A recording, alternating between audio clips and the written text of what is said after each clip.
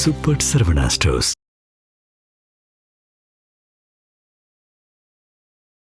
தொகுதி பங்கீட்டில் சிறிய கட்சிகள்லாம் சமாளிச்சிட்டாரு. ஆனால் பெரிய கட்சிகளெல்லாம் சமாளிக்க முடியலையே சார். சின்ன மேல போட்டு தானே பெரிய மேல பிடிக்கணும். முதல்ல சின்ன கட்சியெல்லாம் முடிச்சிட்டா அதை வச்சு பெரிய கட்சியை டீல் பண்ணிடலாம்ல. இல்லை, கிளைமாக்ஸ் கிறிஸ்டோங்கருடைய பேச்சை பார்த்தா கிளைமாக்ஸ்க்கு வந்த மாதிரி தெரியுது. இல்லை, கிறிஸ்டோபருக்கு மேல ராகுல் காந்தி, கார்கே, சோனியா காந்தி எல்லாம் இருக்காங்கல்ல, அவங்கெல்லாம் பேசணும் வேணும். இல்லை, எங்களுக்கு ஒரு ராஜ்யசபா தேர்ந்தெடுக்க மாதிரி எங்களுக்கு தொகுதிகள் வேணும்னு கேட்குறேன் சார். 35 உங்களுக்கு கொடுக்குறேன்னு வச்சுக்கோங்க. காங்கிரஸுக்கு 35 பேர் வின் பண்ணுவாங்களா? அப்புறம் எப்படி ராஜ்யசபா உறுப்பினர் தேர்ந்தெடுப்பீங்க நீங்க? ஆமாம் சார், அங்கே மதிமுகவுலையும் பிரச்சனை போல இருக்கு தொகுதி பங்கீட்டில். ஆமாம் சார், அவங்க தனி சின்னத்தில் போட்டி போடுவோன்றாங்க. 4 இடங்கள் 6 இடங்கள் பதிலாக 12 இடங்கள் கேட்குறாங்க. அதெல்லாம் எப்படி கொடுப்பாங்க? கொடுக்க மாட்டாங்க சார். கட்சி அங்கீகாரம் வேணும் இல்லை சார் அவங்களுக்கு. உங்களுக்கு அங்கீகாரம் வேணும்னா திமுக தியாகம் பண்ண முடியுமான்னு அதுக்கிட்ட இந்த சின்ன கட்சிகளை டீல் பண்ணுறதுல ஒன்றும் பிரச்சனை இல்லை சார். பிரச்சனை இப்போ விடுதலை சிறுத்தைகள்லாம் பெரிய பிரச்சனையாகும். விடுதலை சிறுத்தைகளுக்கே செல்வாக்கு இல்லைன்னு திமுக நினைக்குது. இப்போ என்ன சார், அவரோட ஓட் பேங்க் எல்லாம் விஜய் கொண்டு போயிட்டான்னு நினைக்கிறாங்க. பாமக இருந்தது, விசிக இருந்தது, அதுவும் பலமான அதுதான் அங்க ஆபத்தா போயிடுச்சு. பாமக விசிக ஒன்னா இருந்தது, ஆபத்தா போயிடுச்சு. ஒருத்தருக்கு கால வாரி விட்டானுங்க. கடைசியில விசிக எவனும் ஜெயிக்கல, பாமக 3 பேர் தான் ஜெயிச்சான். இப்ப 4 முனை வித்தியாசமா இருக்கு. ஏன்னா ஒரு முனை ரொம்ப ஸ்ட்ராங்கா இருக்கு விஜய். அவர் எவ்வளவு ஓட்ட பிரிப்பாருன்னு தெரியாது, யார் ஓட்ட பிரிப்பாருன்னு தெரியாது. நீங்க அதே வச்சு பாருங்க, ஒரு கணக்குல தேர்தல் பிரச்சாரப்ப ஒரே ஜீப்ல விஜய், ராகுல், பிரியங்கா எப்படி இருக்கும்?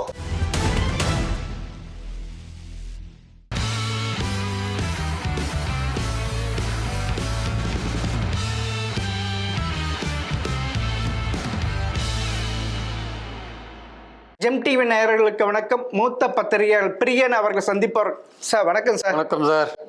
சார், ஸ்டாலின் அவர்கள் வலுவான கூட்டணி அமைச்சிட்டார். ஆனால் தொகுதி பங்கீட்டில் சிறிய கட்சிகள்லாம் சமாளிச்சிட்டாரு. ஆனால் பெரிய கட்சிகளெல்லாம் சமாளிக்க முடியலையே சார். என்ன சார் ஆகும்? சின்ன மேல போட்டு தானே பெரிய மேல பிடிக்கணும். முதல்ல சின்ன கட்சியெல்லாம் முடிச்சிட்டா அதை வச்சு பெரிய கட்சியை டீல் பண்ணிடலாம்ல. சின்ன கட்சிக்கே குறைச்சிட்டேன் சார், நீங்க பெரிய கட்சி குறைச்சிக்கோங்க சார். நானே பெரிய கட்சி, நானே இந்த குறைச்சிக்க போறேன் சார். நாங்கள் திமுக நாங்களே போட்டி போடுறத குறைச்சிக்க போறோம் அப்படின்னு சொல்லுவார்னு நினைக்கிறேன். அதாவது நீங்க மெகா கூட்டணி அமைக்கிறது ஒன்றும் பெரிய விஷயம் இல்லை. மெகா கூட்டணி அமைச்சு சீட்டை டிஸ்ட்ரிபியூட் பண்றீங்கல்ல, அதுதான் இங்க பெரிய விஷயம். அந்த சிக்கலை தான் இப்ப திமுக மாட்டிட்டு இருக்கு. ஆனா ஸ்டாலின் அவருக்கு சமாளிச்சு எப்படியும் சமாளிச்சிடுவாருன்னு சொன்னாங்க. ஆனா காங்கிரஸ் உடைய இது பார்த்தா அதே மாதிரி தெரியல சார். இன்னும் கிளைமேக்ஸ் வரலையே இன்னும். இல்ல, கிளைமாக்ஸ் கிறிஸ்டோங்கருடைய பேச்சை பார்த்தா கிளைமாக்ஸ்க்கு வந்த மாதிரி தெரியுது. இல்ல, கிறிஸ்டோபருக்கு மேல ராகுல் காந்தி, கார்கே, சோனியா காந்தி எல்லாம் இருக்காங்கல்ல, அவங்க எல்லாம் பேசணும் இன்னும். சார், ராகுல் காந்தியுடைய மென்டாலிட்டி வேறையா இருக்கு. கார்கேவும் சோனியாவும் செல்வ பெருந்தையும் 3 பேரும் ஒரு மென்டாலிட்டியா இருக்கா சார். ஏஐசிசியை பிரிஞ்சு கிடக்கு அந்த விஷயத்துல. ராகுல் காந்தியோட நோக்கம் என்னவா இருக்குன்னா, மேக்சிமம் ப்ரெஷர் அப்ளை பண்ணுங்க, எவ்வளவு சீட்டு அதிகமாக வாங்க முடியும் வாங்கலாம் அப்படின்றது அவங்க ஐடியாவா இருக்கு. பிரிஞ்சு போகணும்னு அந்த ஆங்கிளுக்கு அவங்க போனாங்களா தெரியல. ஆனா கிறிஸ்டோங்கருடைய பார்த்தா 25 தொகுதிகளை கதைக்கு ஆகாது. எங்களுக்கு அதிகமான தொகுதி வேணும், ஒரு ராஜ்யசபா சீட்டு வேணும். அப்பதான் ஒரு ராஜ்யசபா சீட் கொடுக்கறதுக்கு ரெடியா இருக்காங்க. அது அனௌன்ஸ் பண்ணிட்டாரு செல்வ பெருந்தை. மார்ச் 5க்குள்ள மனு தாக்கல் பண்ணணும். அது கூட என்ன சொல்லிட்டாங்க, நீங்க நார்த் இந்தியன்ஸ் யாரையும் கொண்டாடாதீங்க, தமிழ்நாட்டிலேருந்து உங்க ஆட்கள் யாருக்கு வேணா கொடுங்க, நாங்கள் கொடுக்குறோம், நார்த் இந்தியாவிலேருந்து குழந்தைங்க திணிக்காதீங்கன்ட்டாங்க. அது வேற அவங்களுக்கு கோவம். உங்களுக்கு இல்லை, தமிழகத்தில் அப்படிதானே சார். ராஜ்யசபா எலெக்ஷன்னாவே நம்ம தமிழ்நாட்டில் இருக்கிறவங்க சார் போட்டிடுவாங்க. தமிழ்நாட்டில் இருக்கிற மத்திய பிரதேஷ், மகாராஷ்டிரா, கர்நாடகாலாம் போய் எலெக்ட் ஆகிறாங்க. அதெல்லாம் ஏத்துக்கிறாங்க. அதெல்லாம் இங்க தமிழ்நாட்டில் ஏத்துக்க மாட்டாங்க. ஆமா, நிர்மலா சீதாராமன் நம்ம தமிழ்நாட்டில் ராமசாமி, எம்ஏஎம் ராமசாமி கர்நாடகாவில் போய் எலெக்ட் ஆனாரு. ஆமா சார். ஆனா இங்க தமிழர்கள் தமிழரை தவிர வேற யாரும் கிடையாது, தமிழ்நாட்டை சேர்ந்தவங்க தான் இருக்கணும். அப்படிதான். ஆனா வேற ஸ்டேட். சரி சார், இப்ப கிறிஸ்டோங்கர் என்னதான் நினைச்சிட்டு இருக்க சார்? கிறிஸ்டோபர் நினைக்கிறது இல்லை, ராகுல் காந்தி நினைக்கிறது தான். அவர் என்ன நினைக்கிறாரு, மேக்ஸிமம் ப்ரெஷர் அப்ளை பண்ணுங்க, இப்படி தாவேக்காக்கு போற மாதிரியான ஒரு இதை காமிங்க, சிக்னலை கொடுத்துட்டே இருங்க. அப்போ அவங்க கொஞ்சம் பயந்து 1-2 சீட் ஏற்றுவாங்க. குறைஞ்சபட்சம் நம்ம 35 கேட்குறோம்னா ஒரு 32 30க்கு குறைஞ்சபட்சம் 30க்காவது வருவாங்க. 30க்கு வர வரையும் நம்ம அப்படியே ப்ரெஷர் அப்ளை பண்ணுங்கன்னு அவர் சொல்லியிருக்காரு. அது அப்ளை பண்றாங்க அவங்க. இல்ல, எங்களுக்கு ஒரு ராஜ்யசபா தேர்ந்தெடுக்க மாதிரி எங்களுக்கு தொகுதிகள் வேணும்னு கேட்கிறேன் சார் கிறிஸ்டோங்கர். கேட்கலாம் சார், நான் 35 உங்களுக்கு கொடுக்குறேன்னு வச்சுக்கோங்க. காங்கிரஸுக்கு 35 பேர் வின் பண்ணுவாங்களா? அப்புறம் எப்படி ராஜ்யசபா உறுப்பினர் தேர்ந்தெடுப்பீங்க நீங்க? சார் 2006 வின் பண்ணியிருக்காங்கல்ல. எங்க வின் பண்ணிருக்காரு? ஏறக்குறைய 36 தொகுதியில 38 தொகுதி. அதை வச்சுதானே சார் திமுக மைனாரிட்டி திமுக மெஜாரிட்டியோட இருந்தது. அவ்வளோலாம் வின் பண்ணல சார். அப்போ எக்ஸாக்டா ஃபிகர் தெரியல, டக்கு ஞாபகம் அது எனக்கு அதுதான் இருக்கு. அவ்வளோ வின் பண்ண மாதிரி தெரியல. பட் ஆனால் வந்து ராஜ்யசபா தேர்ந்தெடுக்கிற அளவுக்கு என்னைக்குமே காங்கிரஸ் வந்தது இல்லை சார். இவங்க கேட்கறாங்க, பட் அந்த தொகுதியில இவங்க வின் பண்ணணுமே, 34-35 சீட்டு வின் பண்ணணுமே அவங்க. ஆனா அது பேச்சுவார்த்தைக்கு அறிவாலயம் போனாரு. ஆனா அவங்கள பார்க்கறத காங்கிரஸ் குழு பார்க்கறத விரும்பாத லேட்டா வந்தார் சார் ஸ்டாலின் அவர்கள். அவரும் விரும்பலையா, நீங்க போயிடுங்கன்றாரா? இல்ல இந்த குழுலாம் பேசி முடிச்ச பிறகு ஃபைனலா வந்து அவரை போய் பார்த்து அக்ரிமெண்ட் போடுறதுக்கு மட்டுமே அவர் சந்திக்கிறார் எல்லாரையும் சார். அப்படி இருக்கிறப்ப மதிமுக அப்ப அன்னைக்கே தான் வைகை அவர்களை பார்த்திருக்காரு, அவருக்கு இப்ப டைம் கொடுத்திருக்கா, அவரை போய் பார்த்திருக்காரு. வேற விதமா இவங்கள தவிர்த்துட்டாரு. இல்ல வேற 3 கோரிக்கையை கொண்டு போனார். இந்த பேச்சுவார்த்தை சம்பந்தமா இல்ல, 3 கோரிக்கை, வேற 3 கோரிக்கை கொண்டு போனார். அவரே சொல்லியிருக்காரு வேற ஒரு 3 கோரிக்கை கொண்டு போகணும் அப்படின்னு. ஆமா சார், அங்கே மதிமுகவுலையும் பிரச்சனை போல இருக்கு தொகுதி பங்கீட்டுல. ஆமா சார், அவங்க தனி சின்னத்துல போட்டி போடுவோன்றாங்க. 4 இடங்கள் 6 இடங்கள் பதிலாக 12 இடங்கள் கேட்கறாங்க. அதெல்லாம் எப்படி கொடுப்பாங்க? கொடுக்க மாட்டாங்க சார். கட்சி அங்கீகாரம் வேணும் இல்லை சார் அவங்களுக்கு. உங்களுக்கு அங்கீகாரம் வேணும்னா திமுக தியாகம் பண்ண முடியுமான்னு அதுக்கிட்டு. அதெல்லாம் உதயசூரிய சின்னத்தில் போட்டிட்டு நீங்க மதிமுக தேவையில்லை, திமுகவில சேர்த்து இல்லாம நீங்க போன வாட்டியே பிடிவாதம் பிடிச்சிருக்கீங்க, ஒத்துனீங்க சார். அப்படி பிடிவாதம் பிரிச்சுதான் திருச்சியில துரை வைகோ தீப்பெட்டி சின்னத்துல நின்றார் சார். 21 இல்ல 2020 பாராளுமன்ற தேர்தல். அது கரெக்ட். 21 நீங்க உதயசூரியன் நிக்க மாட்டேன்னு சொல்லிருக்க வேண்டியதுன்னு அப்பவே சொல்லிருக்கலாம். உதயசூரியன் இப்ப அவங்க கட்சி வளர்க்கணும் இல்ல சார். சரி வளருங்க, யாரும் வேணானது. உங்களுக்கு தனிச்சீனை கொடுத்து அந்த இடத்துல தோத்தீங்கன்னா அப்புறம் திமுக கூட்டணின்னு தோக்கும். அப்போன்னா அவர் சொல்றது பார்த்து திமுக அவங்க என்ன சொல்றாங்க திமுகல, பட் நமக்கு அது எக்ஸாக்டா தெரியாது. மல்லை சேத்தியா உட்பட ஒரு 12 முக்கியமான பிரமுகர்கள் பிரிஞ்சு போயிட்டாங்க. திருப்பூர் துரைசாமியில எல்லாருமே. ஆமா சார். ஆல் இந்தியா தமிழ்நாட்டில் பார்க்கும்போது மதிமுக செல்வாக்கு குறைஞ்சிருக்குன்னு நினைக்கிறாங்க. அது நினைக்கிறேன். ஆனா அவங்களுக்கும் தென் தமிழகத்துல வலுவா இருக்குதுல்ல சார், விருதுநகர் அதெல்லாம் வலுவா இருக்குதுல்ல, தென்காசி. அவங்களும் அந்த சிறுபான்மை மொழி இனத்தை சேர்ந்தவங்க தானே சார் அவங்களும். சிறுபான்மை மொழியா இருக்கலாம் சார், அது வேற விஷயம். பட் ஆனால் பாயிண்ட் என்னன்னா அவங்களுடைய செல்வாக்கு குறைஞ்சிருக்குன்னு திமுக நினைக்குது சார். ஆக்சுவலா அவங்க மல்லை சத்யாவை சேர்த்து 2 சீட் கொடுப்பாங்க போல் இருக்கு. இவங்க 4 அவங்க 2 அப்படி கொடுத்து. மல்லை சத்யா நாங்க ஆதரவு தரவுன்னு சொல்லிட்டாரு. ஆனா தொகுதி நாங்க தேர்தல் கடைசி நேரத்தில் அவருக்கு 2 தொகுதி ஒதுக்கினாலும் ஒதுக்கலாம். ஏன்னா இந்த 4 இவங்களுக்கு கொடுத்தாலும் 2 தூக்கி அங்க மல்லை சத்யா கொடுத்தாலும் கொடுத்துருவாங்க. இப்போ எப்படி அவங்க பண்றாங்கன்னா, இந்தியன் யூனியன் முஸ்லீமுக்கு முதல்ல 3 சீட் இருந்தது, அதுல 1 சீட்டை பிடிக்கிட்டாங்க. என்ன பண்ணாங்க, தமீமுல் அன்சாரி கொடுத்துட்டாங்க. ஆமா. கொங்கு நாடு மக்கள் கட்சிக்கு 3 சீட் கொடுத்தாங்க. அவருக்கு 1 பிடிங்கி தனியரசு கொடுக்க போறாங்க. எல்லாமே ஒரே ஏரியா தானே, தனியரசுக்கு கொடுத்துட்டாங்க. அது 1 கொடுத்துருவாங்க. கொங்கு நாடுக்கு 2 ஆயிடும். இப்போ கருணாசுக்கு கொடுத்துட்டாங்க. கருணாசுக்கு கொடுப்பாங்க. ஆமா. கருணாசுக்கு அவர் உதயசூரியன், அதனால கவலை. ஆமா, தனியரசு உதயசூரியன் கவலை இல்லை. ஐயோஎம்எல் அவங்க சொந்த சின்னத்தில் போட்டி போடுவாங்க. 2 தொகுதியில் போராட்டி 3 கொடுத்து 3 தோத்தாங்க அவங்க. ஆமா. இந்த சின்ன கட்சிகளை டீல் பண்றதுல ஒன்றும் பிரச்சனை இல்லை சார். பிரச்சனை இப்போ விடுதலை சிறுத்தைகள்லாம் பெரிய பிரச்சனையாகும் சார். ஆமா சார், அது கரெக்டு தானே சார். விடுதலை சிறுத்தைகளுக்கே செல்வாக்கு இல்லைன்னு திமுக நினைக்குது. இப்போ என்ன சார், அவரோட ஓட் பேங்க் எல்லாம் விஜய் கொண்டு போயிட்டான்னு நினைக்கிறாங்க. வட தமிழகத்திலிருந்து அந்த அவங்க நினைக்கிறாங்க விஜய் கொஞ்சம் அந்த பட்டியலில் ஓட்டு எடுத்து போயிட்டான்னு நினைக்கிறாங்க. அவங்க எடுத்து சர்வேல அதை தெரிஞ்சிருக்கல. திமுகவை பொறுத்த மட்டும் அவங்க யாரையுமே கொடுக்கறது எடுக்கிறது எல்லாமே ஒரு ஆத்தன்டிக்காக ஒரு டேட்டா இல்லாமல் பண்ண மாட்டாங்க. அவங்க இதுக்கு முன்னாடி 4 சர்வே எடுத்திருக்காங்க திமுக. 1 சர்வே 2 சர்வே இல்லை. பன்னீர்செல்வத்தை எடுத்துன்னா என்ன, எடுக்கலைன்னா என்ன, அதே மாதிரி காங்கிரஸுக்கு எவ்வளோ கொடுக்கலாம் கொடுக்கக்கூடாது, இந்த மாதிரி பல விஷயங்கள். காங்கிரஸுக்கு செல்வாக்கு, தேமுதிகவை எடுத்துக்கலாமா வேண்டாமா, இந்த மாதிரி 4 சர்வேக்கள் அவங்களோட ஆர்கனைசேஷன்ஸ் மூலமாக எடுத்திருக்காங்க.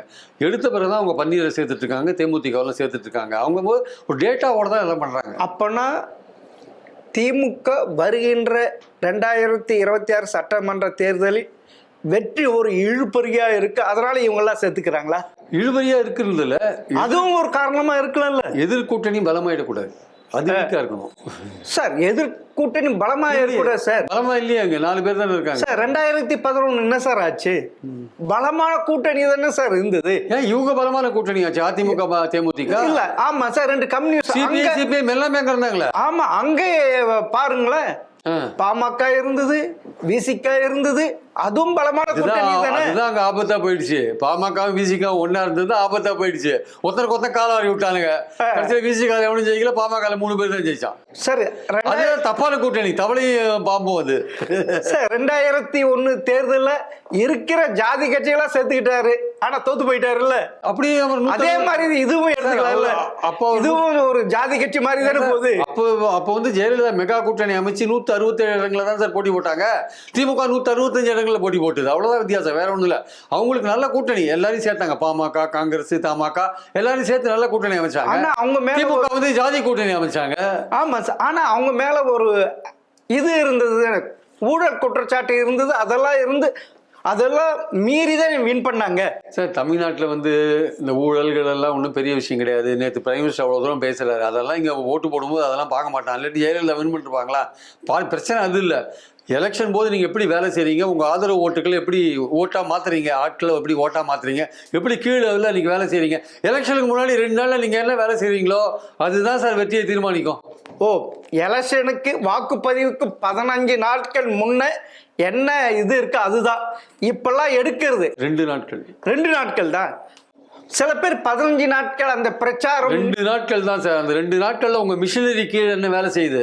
அப்பனா இப்ப இருக்க ஒரு எவ்வளவு கொடுக்குறீங்க, எத்தனை பேரை கூட்டு வந்து உங்களுக்கு ஆதரவு ஓட்டு போடுவீங்க, அதான் பாயிண்ட். அப்பனா இவ்வளவு பேர் மகா கூட்டணி உருவாக்கியும் திரு ஸ்டாலினுக்கு எந்த விதமான பயன் இல்லைன்றீங்களா? இவ்வளவு தூரம் ஸ்டாலினுக்கு எதிராக பிரச்சாரம் பண்ணியுமே அதிமுக பாஜக கூட்டணிக்கு வெற்றி வருமானு சந்தேகமா இருக்கு. ஏன்னா அடிமட்டத்தில் வேலை செய்யணும், இல்லாட்டி ஓட்டு வராது. ஆனா வாக்கு சதவீதம் வச்சு பார்த்தா அதிமுக கூட்டணி வலுவாதானே இருக்கு. இவங்க வாக்கு சதவீதம் 40க்கு மேல போறது. அது வந்து கட்சியுடைய வாக்கு சதவீதம் அதை வச்சு கணக்கு போட்டா சார் நியூட்ரல் பர்சன்ட் போறது அது விட்டுருங்க. கட்சியுடைய கணக்கு 2024 பாராளுமன்ற தேர்தலில் அதிமுக பிரதம வேட்பாளரோ நிறுத்தாம 23% வாங்கினாங்க.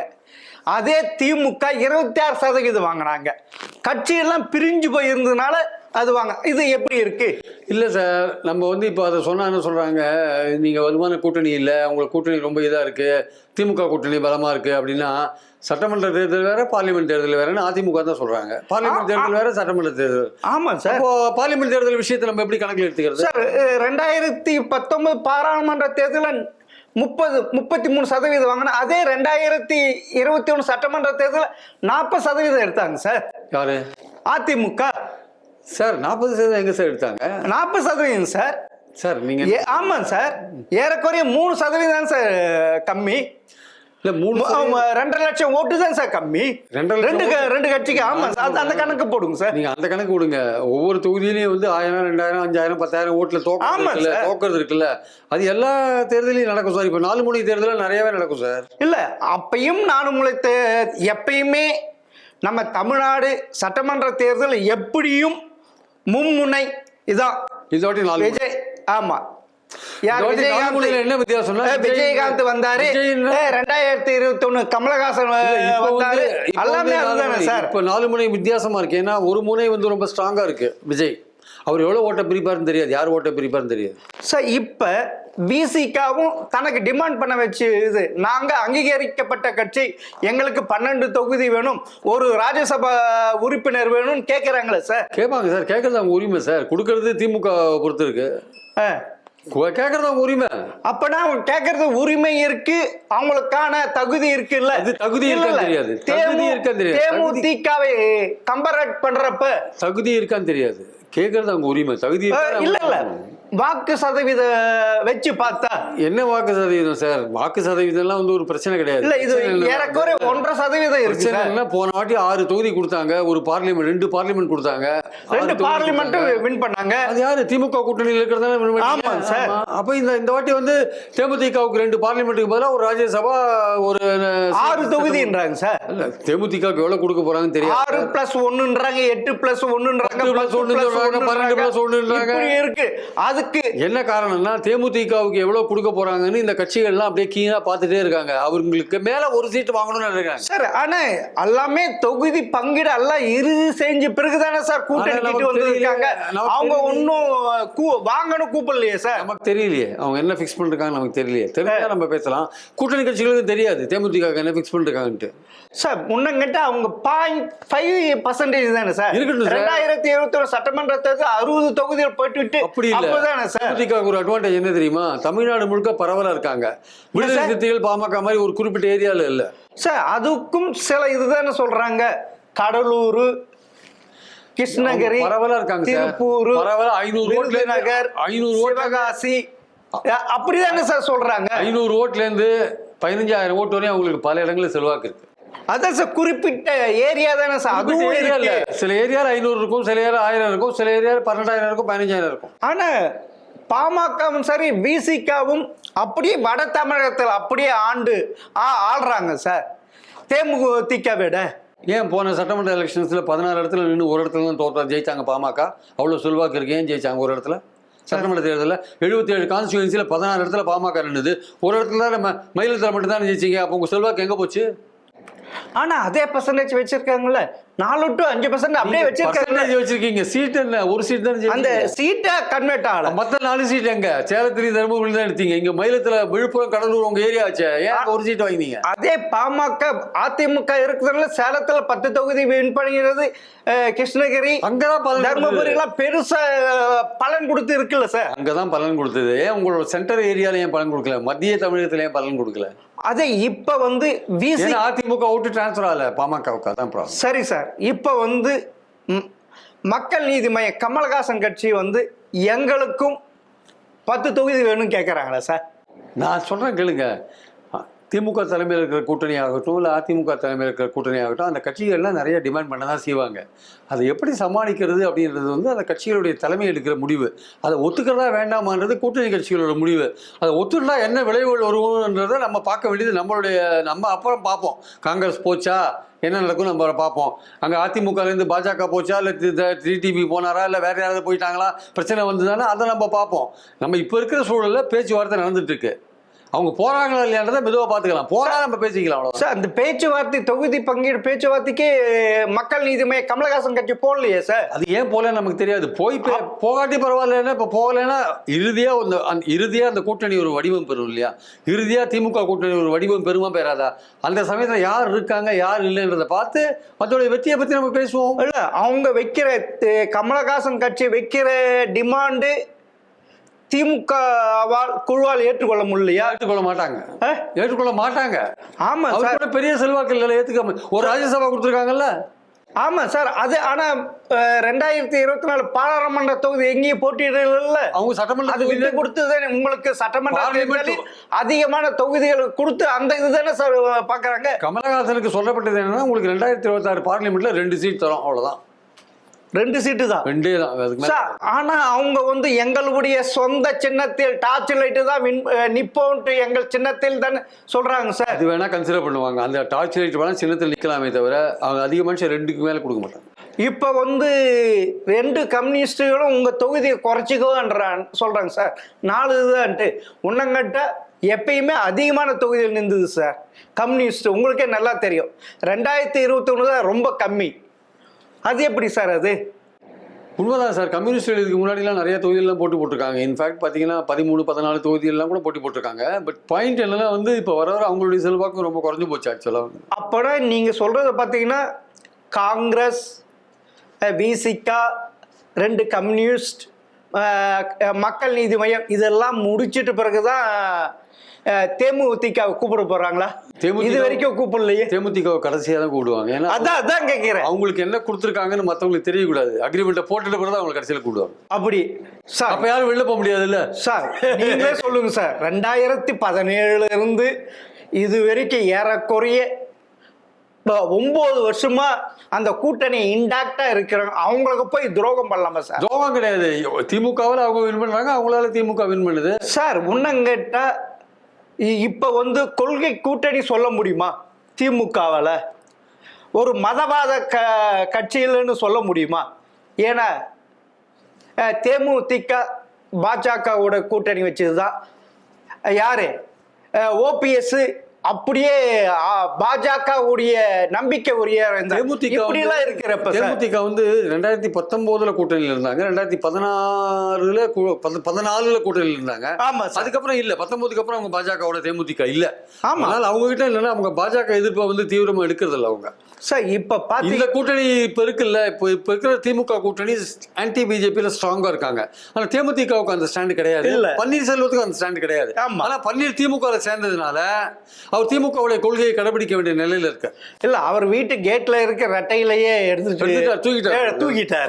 கேட்ல ஜெயலலிதா படத்துல அதான் ஜெயலலிதா உண்மையான விசுவாசி இப்படி முற்றிலும் உடன்பரப்பாயிட்டார் சார். முற்றிலும் உடன்பரப்பாயிட்டார். ஆமா, அவருக்கு தேவையை வேணது பதவி வேணும், ஆசை வேணும். மகன்களுடைய கட்சி அரசியல் தான் முக்கியம் அவருக்கு. கடைசியில எல்லாமே சுயநலம் தானே சார். நம்ம முதல்ல நம்மள பாத்துக்கணும். முதல்ல எதுக்கு தினகரன் அவ்வளவு தூரம் எடப்பாடியை பத்தி பேசிட்டு ஏன் போய் அங்க போய் சேர்றாரு? ஆனா அவர் திமுக சேரல இல்ல, அங்க போய் ஏன் சேர்றாரு? அது கரெக்ட் தானே. எந்த கட்சியால் குற்றம் சாட்டப்பட்டு சிறை தண்டனைக்கு போய் இறந்ததுக்கு காரணம் அந்த மன வருத்தம் போயிட்டார். ஆனா இதே ஓபிஎஸ் திமுக எல்லாமே அனுபவித்து விட்டு திமுக குற்றஞ்சாட்டல சார். திமுக ஜெயலலிதா மேல குற்றஞ்சாட்டல. அவங்க சுப்பிரமணிய சாமி புகார் பேர்ல தான் சொத்துக்கு. ஆமா, அதை எடுத்தாரு இல்ல. அது சுப்பிரமணிய சாமி குறை சொல்லுங்க. ஆமா சார், அதை எடுத்து அவங்க இன்க்ளூட் சுப்பிரமணிய சாமி தான். அவருக்கு தான் கவர்னர் பர்மிஷன் கொடுத்தாரு வழக்கு போடுறதுக்கு. அவர் தான் முதல்ல போட்டாரு வழக்க. ஆமா சார், அது அவருக்கு பர்மிஷன் கொடுத்தது தப்புன்னு ஜெயலலிதா கோர்ட்டுக்கு போய் அடி வாங்கினாங்க இன்னைக்கு 93ல. சார் அப்படி இருக்கிறப்ப ஏன் சார் இந்த வழக்கை ஜெயலலிதாவின் அதிக சொத்து குழுப்பு வழக்கை கர்நாடக மாத்துகிறது? அதே திமுக கேட்டது. அவங்க தானே சார், அவங்க தான் மாத்தினாங்க. சென்னையில ஒழுங்கா நடக்காதுன்னு அவங்க தான் மாத்தினாங்க. ஆமா, அது எடுத்துக்கலாம். ஆனா போட்டது யாரு? சுப்பிரமணிய சாமி. ஆனா அது கேஸா உருவாக்கி கேஸா கோர்ட்ல விவாதத்தை வச்சது யாரு? திமுக தானே. எல்லாரும் தான் வச்சாங்க, சுப்பிரமணிய சாமி தான் வச்சாரு. சார் இப்ப பாத்தீங்கன்னா காங்கிரசும் மதிமுகவும் திமுக கூட்டணியில் இருக்குமா? அவங்க பண்ற குறைச்சல பார்த்தா வெளியே வந்துருவாங்க போல இருக்கு. இந்த ஒட்டுமொத்த இந்த அணின்றது பிஜேபிக்கு எதிரான ஒரு அணி சார், பாஜகவுக்கு எதிரான அணி. இது பிரிஞ்சு போனா எல்லாருக்குமே நஷ்டம். பிரிஞ்சிருந்து பிரியாதெல்லாம் அவங்க இஷ்டம். திமுக சீட் கொடுக்கறது கொடுக்காது அவங்க இஷ்டம். அது ஏத்துக்கிறது இவங்க இஷ்டம். ஆனா வைகோவை எந்த காலத்தையும் நம்ப முடியாது இல்ல சார். அந்த கூட்டணியில் உறுதியாக இருப்பார் என்று நம்ப முடியாது. அவருடைய பின்புலத்தை பார்த்தா நம்ப முடியாது. 2006 நடந்ததுல பார்த்தோம்ல, நம்ப முடியாது. 2011 என்னாச்சு? 2001 பார்த்தோம்ல, 2011 பார்த்தோம்ல, நம்ப முடியாது. இல்ல சார். அதே மாதிரி காங்கிரஸும் இப்ப இருக்கு. அப்படி பொறுத்த மட்டும் விஜய் பாஜக எதிர்ப்புல தீவிரம் தெரியாது. அங்க போனா வெற்றி கிடைக்குமா கிடைக்காதுன்னு தெரியாது. அந்த ஒரு பாயிண்ட்ல காங்கிரஸ் போறது கொஞ்சம் சந்தேகமா இருக்கும். ஆனா கிறிஸ்டோங்கர் அப்படிதானே சொல்றாரு. ராகுல் காந்தி சோனியா காந்தி பேசினா, கார்கே பேசினா பாத்துக்கலாம் சார். அது வரையும் பேசாம இருக்கலாம். ஆனா இது ராகுலுடைய கண் அசைவில் தானே மாணிக்க தாகூரும் பிரவீன் காந்தியும் இதெல்லாம் நம்ம பேசுறதுக்கு நல்லா அப்படிதான் பண்றாங்க. இதெல்லாம் நம்ம பேசுறதுக்கு நல்லா இருக்கும். காங்கிரஸ் மேலிடம் ராகுல் காந்தியோ சோனியா காந்தியோ கார்கேவோ இந்த கூட்டணி நாங்க இல்லை, ஏன்னா நாங்க கேட்ட சீட் கிடைக்கலன்னு ஒரு அறிக்கை என்னைக்கு விடுறாங்களோ, இல்ல காங்கிரஸ் மேலிட செய்தி தொடர்பாளர் என்னைக்கு ஒரு அறிக்கை விடுறாரோ அன்னைக்கு நம்ம காங்கிரஸ் போச்சுன்னு வச்சு அதை வச்சு பேசலாம். நம்ம இன்னைக்கு வரையும் காங்கிரஸ் பேச்சுவார்த்தை. ஆனா இந்த கூட்டணி பத்தி திமுகவுடன் பேசுவதற்கு கிறிஸ்டோங்கர் தானே அவங்க அமைச்சிருக்காங்க. திமுக அவங்க ஸ்டாண்ட்ல உறுதியா இருக்காங்க. 25 சீட் தான், அதுக்கு மேல கிடையாதுன்றாங்க. இவரும் எங்களுக்கு 25 மேலதான் வேணும் என்று கேட்கிறாரு. இல்ல பலவிதமான குற்றச்சாட்டுகள் வைக்கிறாரு. என்ன பார்க்கலாம், யார் வெற்றி பெறான்னு பார்க்கலாம். அவ்வளவுதானே, வெயிட் பண்ணி பார்க்கலாம். என்ன அது காங்கிரஸ் என்ன பண்ணுதுன்னு பார்க்கலாம். இல்லங்க நாங்க அங்கதான் போய் தாவே கால போய் போன போங்க, அவ்வளவுதான். அது சமூகம் அங்க சார். போனா வின் பண்ண 18 எம்எல்ஏக்கள் சார் நீங்க அதே வச்சு பாருங்க, ஒரு கணக்குல தேர்தல் பிரச்சாரப்ப ஒரே ஜீப்ல விஜய், ராகுல், பிரியங்கா எப்படி இருக்கும்? அப்போ அதிமுக எப்படி பரபரப்பா அப்போ அதிமுக இருக்கும்? தமிழகம் அளவுகொள்ளப்படும் இல்ல. திமுக கூட்டணி அதிமுக கூட்டணி என்ன ஆகும்? அதிமுக கூட்டணி என்ன ஆகும்? எது அப்பனா விஜய் வெசஸ் அதிமுக போயிடும், திமுக பின்னாடி போயிடும் இல்ல. போட்டும் சார், அந்த தளபதி எதுக்கு இருந்தா போய் சேரட்டும், யார் வேணானது. ஆனா அதாவது தந்தை கருணாநிதியை செய்ய முடியாத சாதனை தான் செய்ய வேணும்ன்றது இவ்வளவு இருக்கிறாரு. காங்கிரசுடைய தேவை முக்கியத்துவம் திமுகவுக்கு தெரியும், திமுகவுடைய தேவை முக்கியத்துவம் ஆல் இந்தியா அளவில் இந்தியா கூட்டணி போன்ற விஷயங்கள்லாம் காங்கிரஸுக்கு தெரியும். அவங்க 2 பேர் வந்து இல்லைங்க நாங்க பிரிஞ்சு போறோம்னு போனாங்கன்னா 2 பேர் அவங்க தளபதியை அவங்களே தீர்மானிச்சுக்கிறாங்க, ஏன் கவலை பண்ணோம்? சரி, அப்படி காங்கிரஸ் வெளியே போயிடுச்சுன்னா விசிகாவும் போறதுக்கு வாய்ப்பு அது எனக்கு தெரியாது. அவங்க சொல்லியிருக்காங்க எங்களுக்கு கொள்கை தான் முக்கியம், சீட்டு முக்கியம் சொல்லியிருக்காரு. இன்னைக்கு நீங்க தானே சொல்றீங்க அரசியல்வாதிங்க எதுவுமே நம்ப முடியாது, அவங்க சுயநலவாதிங்க அப்படிதான் சொல்லிருக்கீங்க. யார் போனாலும் பரவாயில்ல, யார் இருந்தாலும் பரவாயில்ல, எல்லாம் ஃபைனலைஸ் ஆன பிறகு நம்ம பேசலாம், தான் பெட்டர். ஆனா அப்பனா இப்ப இருக்கிற திமுக கூட்டணி ஃபைனலைஸ் ஆகுமா ஆகாதா, இல்லை விசிகா, காங்கிரஸ், மதிமுக வெளியே போறது வாய்ப்பு இருக்கா? வெளியே போறதுக்கான வாய்ப்புகள் ரொம்ப குறைவு. போனா அதோட விளைவுகளை பத்தி பின்னாடி பேசலாம். அப்படி வெளியே போனா திமுகவின் வெற்றி வாய்ப்பு குறைவுதான், 10% குறைவுதான். போன பிறகு இதை பத்தி பேசுங்க, நான் பேசுறேன் உங்ககிட்ட. அப்படியா? சரி, தற்சமயத்துக்கு பேச்சுவார்த்தை போயிட்டு இருக்கு, போன பிறகு நம்ம பேசலாம் வெற்றி வாய்ப்பு இருக்கா இல்லையா. ஆனா திரு ஸ்டாலின் அவர்கள் அப்படி மாதிரி காங்கிரஸ் இருக்கிற மாதிரி அவங்க கூட ஒட்டு இருக்கணும், அது மாதிரி செல்வ பிறந்தி பேசுறத பார்த்தா கூட்டணி கண்டினியூ இருந்தான்னு சொல்றாரு. சார் ராகுல் காந்தி இதுவே UP 1 UP 2 சென்னைக்கு வர்றப்ப அண்ணா அறிவாலயத்தில் போனது கிடையாது, கருணாநிதி பார்த்தது கிடையாது. அப்படி இருக்க அவங்களுக்கே ஒரு இது இருந்து சார். இப்ப அவருடைய அது வச்சு பாக்குறப்ப அவர் விஜய் கூட போக்குறதுக்கு வாய்ப்பு இருக்குல்ல. விஜய் கூட போனா எப்படி வின் பண்ண முடியும்னு ஒரு விஷயம் எப்படி சார் மக்களுடைய மனசை யார் சார் அறிய முடியும்? அவங்க பாஜக எதிர்ப்பு கிடையாது சார். விஜய் பாஜக எதிர்ப்பு கிடையாது, பாஜக எதிர்ப்புல உறுதியா இல்ல சார். திமுக இந்த பாஜக எதிர்ப்பை வச்சு தொடர்ந்து வெற்றி பெற தமிழக மக்கள் அப்படின்னா அதை வச்சுதான் அந்த அணி கட்டமைக்கப்படுது சார். வேற எது அவரே சொல்றாரு, NDA வெர்சஸ் தமிழ்நாடுன்னு தானே சொல்றாரு. ஆமா, தமிழ்நாட்டுக்கு எதிராக மத்திய பாஜக ஆட்சி சதி, திராவிட மாடல் சொல்லிட்டு போக வேண்டியதானே சார். தமிழ்நாட்டுக்கு பல விதங்கள துரோகம் பண்றாங்க மத்திய அரசு சொல்றாரு சார். சரி, 2019, 2021, 2024 உள்ளாட்சி இது நடக்கிறது சட்டமன்ற தேர்தல் சார். இதுல போயிட்டு பாஜக வச்சுட்டு இதே பிரச்சாரம் பண்ணிட்டு இருக்கட்டும் சார். தமிழ்நாடு கவர்மெண்ட் துரோகம் பண்ணி தமிழ்நாடு கவர்மெண்ட் முடக்கினா பேசாம இருப்பாங்களா? பேசாம இருப்பாங்களா? தமிழ்நாடு கவர்மெண்ட் சார் நிதி கொடுக்க மாட்டீங்க, ஜல்ஜீவன் நிதி கொடுக்க மாட்டீங்க, மகாத்மா காந்தி நிதி கொடுக்க மாட்டீங்க, கல்வி நிதி கொடுக்க மாட்டீங்க, நாங்க பார்த்துட்டு இருக்கணுமா? வாயில வரல வச்சுட்டு இருக்கணுமா? அப்பனா நீங்க இப்படியாதான் தமிழ்நாடு துரோகம் பண்ணா இப்படிதான் பிரச்சாரம் இருக்கும். இப்படிதான் இது தமிழ்நாடு வளர்ச்சி அடைய வேண்டியது. தமிழ்நாடுக்கு நிதி கொடுக்க மாட்டேன், நீதான காரணம் வளர்ச்சி அடையறதுக்கு சார். ஒரு ஏறக்குறைய இந்த 5 வருஷத்துல 5 லட்சம் கோடி வாங்கி இருக்காங்க சார். 11.19 வளர்ச்சி சார். மற்ற ஸ்டேட் எதுவும் கிடையாது சார் இங்க தமிழ்நாடு மாதிரி. அப்படிப்பட்ட வளர்ச்சி இந்த மக்கள் ஏன் சார் இன்னும் அதிருப்தியில் ஏன் சார் 1000 ரூபாய் கொடுக்குறீங்க, அது 2000 ரூபாய் கொடுக்குறீங்க? ஏன் குஜராத் கூட தான் வளர்ந்துருக்கு, ஏன் மகாராஷ்டிரா கூட தான் வளர்ந்து? இல்ல நீங்க சொல்றது 11 புள்ளி வளர்ச்சி, அது எந்த வளர்ச்சி? யாருடைய கீழே வறுமை அதிகமா இருக்கிறாங்களா? அரசு சொன்ன வளர்ச்சி தான், அவங்க சொன்ன குறியீடு தான் அது இருக்கான பெரிய லெவல சமச்சீரா இல்லையே. அவங்க சொன்னதுதான் சார் இது. சரி சார், பொறுத்திருந்து பார்ப்போம் யார் வெற்றி பெறுகிறார் என்று. நீங்க சொல்றீங்க திமுக கூட்டணி இன்டாக்டா இருக்கும்ட்டு. நான் சொல்லல இன்டாக்டா இருந்தா நம்ம அதோட வெற்றியை பத்தி பேசலாம்னு சொன்னேன். இருந்தா ஓகே, இல்லாட்டி அதை பத்தி பேசலாம். அப்பனா உங்களுக்கே ஒரு டவுட் இருக்கு, சின்ன ஒரு பொறி இருக்கு. எதுவுமே சொல்ல முடியாது சார் பாலிடிக்ஸ்ல. சரி சார், எல்லாத்தையுமே இஃப் பட் வச்சு தான் பேசணும் ஆக்சுவலா. அது நாளைக்கு என்ன நடக்கும் இன்னைக்கு பாலிடிக்ஸ்ல சொல்ல முடியாது. இருந்தால் அந்த கூட்டணி வலிமையா இருக்கும், இல்லைன்னா என்ன ஆகுறது அப்புறம் தான் பேசணும். சரி சார், நீங்க சொல்றது இன்னும் ஒரு வாரத்தில் தெரிஞ்ச போய், இன்னும் ஒரு வாரம் இல்லை 2 நாள்ல தெரியும். மார்ச் 5ஆம் தேதிக்குள்ள ராஜ்யசபா நாமினேஷன் ஃபைல் பண்ணி ஆகணும். காங்கிரஸ் ஒத்துக்குதா இல்லைன்னு அப்ப தெரிஞ்சிடும். அப்பனா தெரிஞ்சிடும் சார். சரி சார், பார்க்கலாம் சார். மிக்க நன்றி சார். Thank you sir.